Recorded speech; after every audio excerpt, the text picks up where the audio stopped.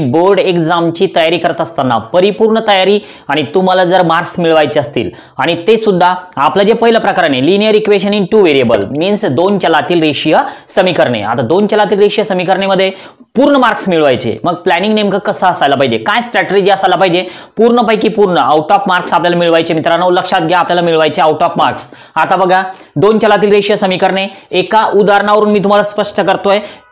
Linear equation in 2 variables सेमीवाल्यांसाठी okay, एकदा like वर क्लिक करायचं, विसरायचं नाही, नक्की एकदा लाईक वर क्लिक करा। मी तोपर्यंत एक्झाम्पल कसं सॉल्व्ह करायचं आणि काय नेमकं या प्रकरणामध्ये तुम्हाला लक्षात ठेवायचंय बघा, लक्षात ठेवायचं नेमकं काय, पाठ नाही करायचं, उदाहरणाला पाठ करायचं नाही। 3 पद्धतींचा यूज करून 3 मेथड्सचा यूज करून एक उदाहरण दिलेलं 2 चलातील रेषीय समीकरणे सॉल्व्ह करता यायला पाहिजे। पद्धती किती तर 3 पद्धती। आता त्या नेमक्या कोणकोणत्या कमेंट मध्ये मला नक्की सांगा, तोपर्यंत मी सुद्धा ते एक्सप्लेन करतोय। बघूया किती जणांची कमेंट बरोबर येते। पहिली जी पद्धत आपली असणार आहे तर ती सर्वात महत्त्वाची मित्रांनो, तर ती आहे क्रेमरची पद्धत। ओके, क्रेमरची पद्धत। आता क्रेमरच्या पद्धतीनुसार तुम्हाला उदाहरण सोडवताच आलं पाहिजे, खूप सोपी पद्धत आणि 3 मार्क्स मिळवून देणारी ही पद्धत आहे। 3 पैकी 3 मार्क्स तुम्हाला मिळतील। 2 किंवा 3 मार्कासाठी या पद्धतीवर उदाहरण विचारलं जातं, उदाहरणाचं नेमकं किती ते हार्डनेस आहे, त्या उदाहरणामध्ये किती अवघडपणा आहे, तर त्यानुसार ते मार्क्स असतात। तर त्यामुळं क्रेमरची पद्धत ही पद्धत तुम्हाला आठवली पाहिजे। क्रेमरच्या पद्धतीमध्ये आपण निश्चय काढत असतो, तुम्हाला माहिती आहे। तर ते निश्चय किती काढत असतो आपण, तर बघा पहिला निश्चय आपण काढत असतो डी, ओके, नंतर काढत असतो dx, नंतर काढत असतो dy। आता हे 3 निश्चयक आपण काढत असतो, तर या तिन्ही निश्चयकामध्ये आपल्याला काय काय मांडावं लागतं तर हे तुम्हाला आठवतंय का बघा। हे जे 3 निश्चयक आपण काढतो, आपण ची व्हॅल्यू काढतो, नंतर dx काढतो, नंतर dy काढतो आणि सगळ्यात शेवटी ज्यावेळेस आपण हे सगळं काढून घेतो तर त्यावेळेस सगळ्यात शेवटी आपल्याला x आणि y ची व्हॅल्यू मिळत असते। ओके, x बरोबर किती आणि y बरोबर किती। आता ज्यावेळेस तुम्ही हा व्हिडिओ बघत आहे तर तुमच्या समोर हे उदाहरण आहे स्क्रीनवर, 3x + y = 7। ओके, पहिलं समीकरण आहे आणि त्याच उदाहरणामधलं दुसरं समीकरण आहे x + 4y = 11 आणि हे क्रेमरच्या पद्धतीने तुम्हाला सोडवायचं आहे। आता क्रेमरची पद्धत आपण लाईव्ह मध्ये घेतलेली आहे, तुम्हाला ती आठवते का बघा। डी काढा, dx काढा, dy काढा, x आणि y च्या किमती काढा आणि नंतर टेलिग्रामवर याचा आन्सर मला सेंड करा की या पद्धतीनुसार याचं उत्तर नेमकं तुम्हाला किती मिळालेलं होतं। पद्धत कोणती वापरायची तर क्रेमरची पद्धत। लक्षात ठेवा बोर्ड एक्झाम मध्ये आपल्याला या प्रकरणामधला एकही मार्क्स कमी होऊ द्यायचा, यातलं सिलेबस थोडं कमी झालेलं आहे या चॅप्टर मधलं सुद्धा, हे तुम्हाला पण माहिती आहे। आता बघा जी दुसरी पद्धत आहे, याच समीकरणाला दुसऱ्या पद्धतीने आपण सोडू शकतो। आता दुसरी पद्धत कोणती तर मित्रांनो तुम्हाला वापरायची आलेख पद्धत मीन्स ग्राफ मेथड। ओके, आलेख पद्धत।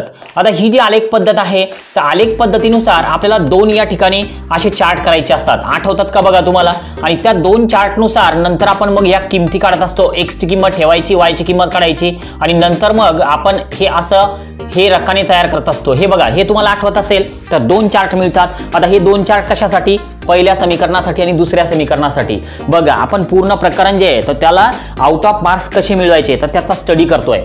नक्की एकदा जर तुम्ही सबस्क्राइब केलं नसेल तर सबस्क्राइब करायला विसरू नका। चला बघा ही पद्धत कोणती तर आलेख पद्धत।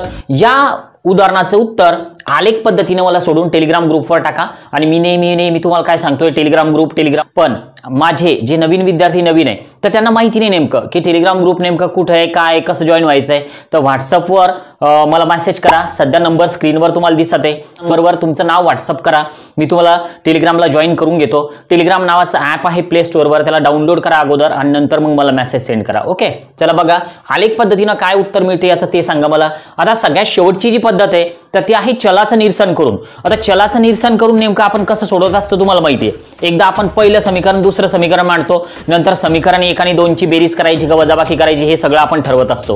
हे सगळं आपल्याला वेळेवर आठवायला हवं, आपला गोंधळ व्हायला नको। या प्रकरणामध्ये अजून काय आहे तर निश्चयकाच्या किमती आपल्याला काढता आल्या पाहिजे। तुम्हाला जर क्रेमरची पद्धत येत असेल तर निश्चयकाच्या किमती तुम्हाला काढता येतातच। तर त्यामुळे फक्त आपल्या या 3 पद्धती आपल्याला माहिती असायला पाहिजे, जेणेकरून हे जे प्रकरण आहे या प्रकरणाला जेवढे काय मार्क्स असतील बोर्ड एक्झाम मध्ये तर ते सगळेच्या सगळे मार्क्स आपल्याला मिळायला पाहिजे। आपल्या आन्सर शीटवर जे उत्तर आपण मांडतोय तर ते सगळे बरोबर यायला पाहिजे। पण तुम्हाला काय करायचंय, तिन्ही मेथडनं एकच उदाहरण सॉल्व्ह करायचं, तिन्ही मेथडनं सुद्धा। आता चलाचं निरसन करून हे तुम्ही कसं सॉल्व्ह करणार बघा।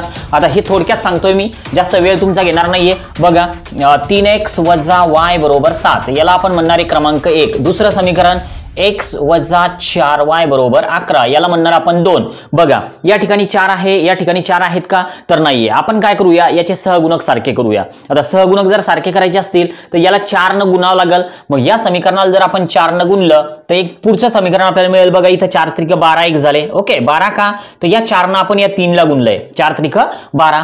नंतर परत या 4 न या y ला पण गुणायचं आहे, मग हा 4y झालाय. ओके 4y, बघा हे 4y सारखे आले. आता नंतर या 4 न 7 ला गुणा, 4 7 28 होत आहेत. तर हे समीकरण तिसरं झालं. याची व्यवस्थित मांडणी आपण बोर्ड एक्झाम मध्ये करत असतो, हे सगळं आपण शिकलेलो आहे.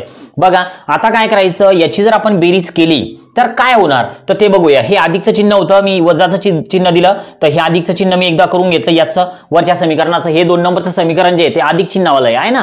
आता बघा आपल्याला काय करायचं, हे 3 नंबरचं समीकरण तर वजा चिन्ह आहे, तर त्यामुळं 1 ला आपण 4 न गुणलं त्यामुळे वजाच राहील. बघा आता हे कॅन्सल झालं अधिक केल्यामुळं. आता 12 x आणि 1 x 13 x झालेत आणि समोर बघा हे किती होत आहेत तर 39 होत आहेत.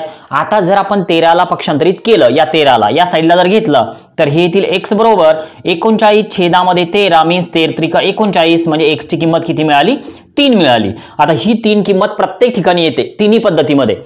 एक सामायिक समीकरण सोडवण्याच्या 3 पद्धती की ज्या तुम्हाला बोर्ड एक्झाम मध्ये आल्याच पाहिजे.